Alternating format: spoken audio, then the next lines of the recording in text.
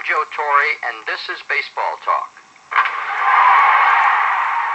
Today we'll talk baseball with Charlie Hough. Charlie became a knuckleball pitcher because of an arm injury. Used as a reliever by the Dodgers, he got the chance to start in Texas.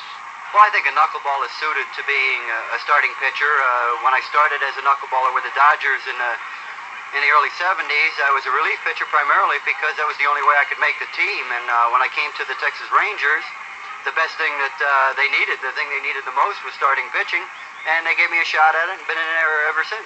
There is pressure on any pitcher to succeed, but Charlie thinks a knuckleballer spreads the pressure around. Well, I don't think there's that much pressure on the knuckleball pitcher. I think there's more pressure on the knuckleball catcher. It's a very tough job, and it's a tough job on the guy behind the plate umpiring the ball game. It can be a little more frustrating for them than it is the pitcher, because the pitcher goes through it all the time, and the poor catcher and the umpire only go through it once in a while. In 1986, Charlie carried a no-hitter into the ninth inning against the Angels. What happened, Charlie? Well, it was a tough loss, is what it turned out to be, but it was an exciting ball game, a 1-0 game going into the ninth inning, and gave up a base hit following an error, and then kind of loused up the game myself.